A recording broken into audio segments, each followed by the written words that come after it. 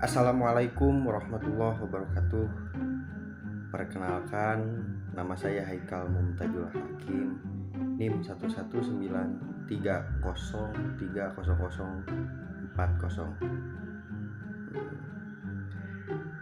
Saya semester 5 dari Hukum Tata Negara.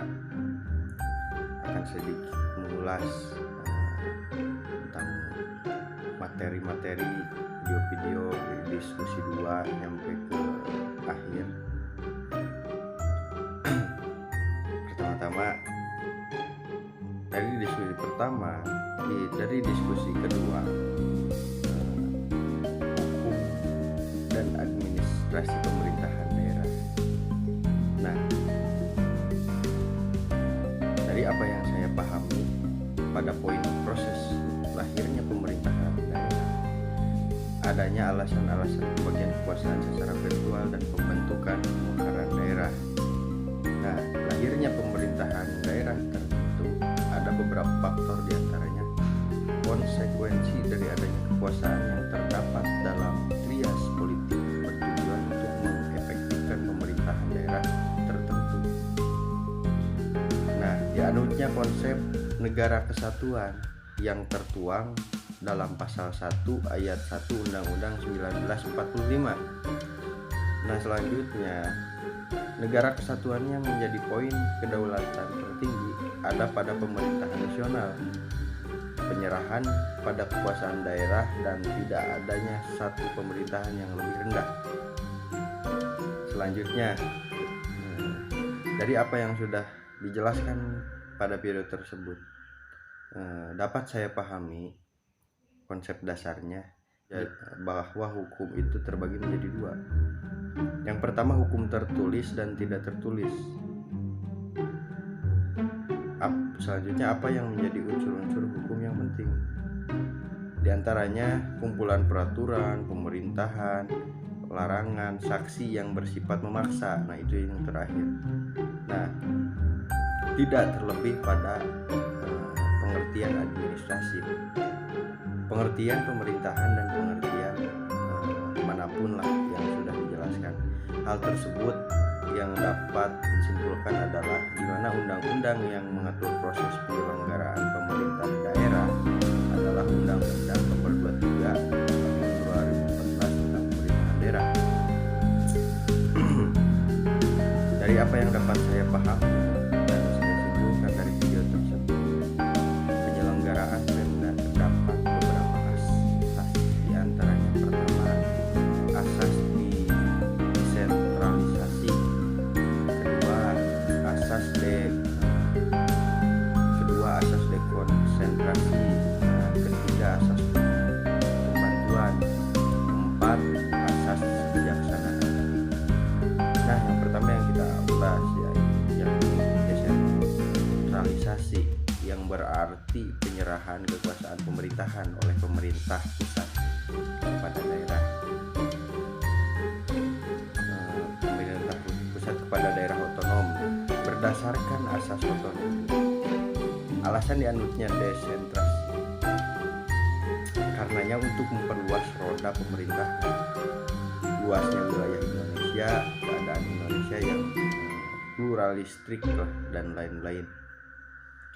Di samping itu, adanya dimensi-dimensi utama dalam desentralisasi, seperti dalam dimensi ekonomi, politik, dan psikologis. Hal itu menjadi ciri utama atau indikator pentingnya adalah adanya pembentukan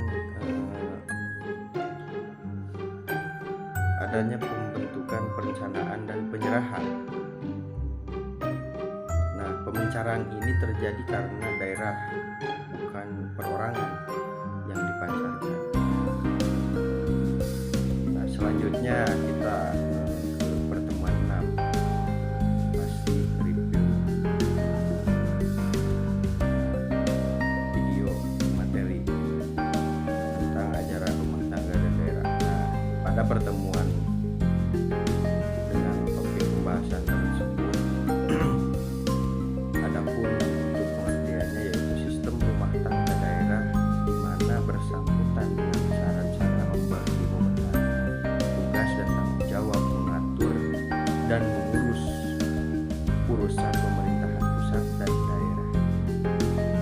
samping itu, dalam pengelolaannya terdapat 3 sistem rumah tangga daerah, yaitu yang pertama sistem rumah tangga formal, yang kedua sistem rumah tangga material, dan yang ketiga sistem rumah tangga nyata. Pengertian rumah tangga material atau ajaran rumah tangga material adalah suatu sistem dalam penyerahan urusan rumah tangga daerah dan dalam pembagian wewenangnya tidak diperinci secara jelas dalam perundang-undangan, tetapi tetap memperhatikan aspek-aspek penting serta rasionalitas dalam prakteknya. Di dalam ajaran ini ada yang disebut taak perdeling antar pusat dan daerah. Jadi apa yang tidak tercantum dalam rincian itu tidak termasuk kepada urusan rumah tangga daerah. Daerah tidak mempunyai kewenangan untuk mengatur kegiatan di luar yang sudah diperinci atau yang telah ditetapkan.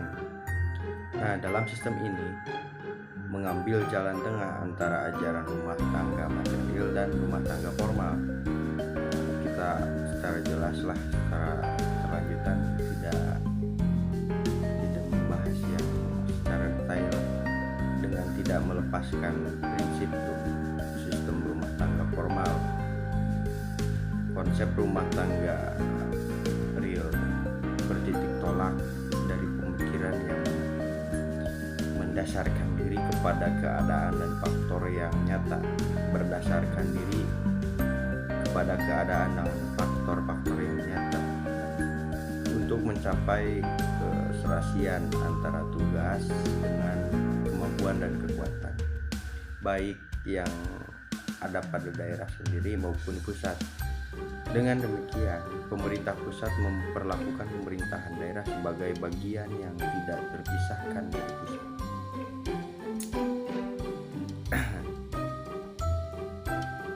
Selanjutnya, pertemuan kelima, hukum dan administrasi pemerintahan. Nah, pada pertemuan kelima dengan topik pembahasan otonomi, nah maka bisa disimpulkan kepentingan masyarakat atau kepentingan untuk membuat aturan guna mengurus daerahnya sendiri.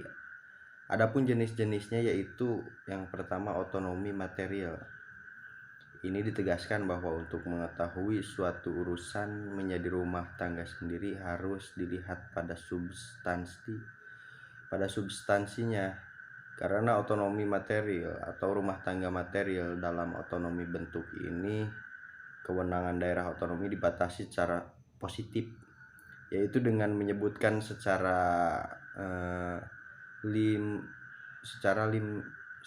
lintantif atau terperinci lah, secara tegas saja yang berhak diatur dan diurusnya. Dalam praktiknya penyerahan dilakukan dalam undang-undang pembentukan daerah yang bersangkutan. Sekian. Yang kedua itu otonomi formal atau rumah tangga formal. Otonomi bentuk ini adalah apa yang menjadi urusan otonomi tidak dibatasi secara positif, namun dalam hal ini daerah tidak boleh mengurus urusan yang telah diatur oleh undang-undang peraturan yang lebih tinggi. Nah, yang ketiga, otonomi real atau rumah tangga real. Otonomi bentuk ini merupakan gabungan antara otonomi formal dengan otonomi material. Di video tersebut kiranya saya simpulkan bahwa topik pembahasannya yakni pembagian urusan pemerintahan adalah sebagai berikut. Pengertian urusan pemerintahan adalah fungsi-fungsi pemerintahan yang menjadi hak dan kewajiban setiap tingkatan dan susunan pemerintahan untuk mengatur dan mengurus fungsi-fungsi tersebut yang menjadi kewenangan. Nah, berikut pengertian urusan pemerintahan adalah fungsi-fungsi pemerintahan yang menjadi hak dan kewajiban setiap tingkatan atau susunan pemerintahan untuk mengatur dan mengurus fungsi-fungsi tersebut yang menjadi kewenangannya dalam rangka melindungi Hal ini tertuang dalam pasal 1 ayat 5 PP nomor 38 tahun 2007. Nah, klasifikasi urusan pemerintahan meliputi beberapa bagian, diantaranya absolut, konkuren, dan umum. Nah, mohon maaf atas semua kesalahannya. Sekian dan terima kasih. Wassalamualaikum warahmatullahi wabarakatuh.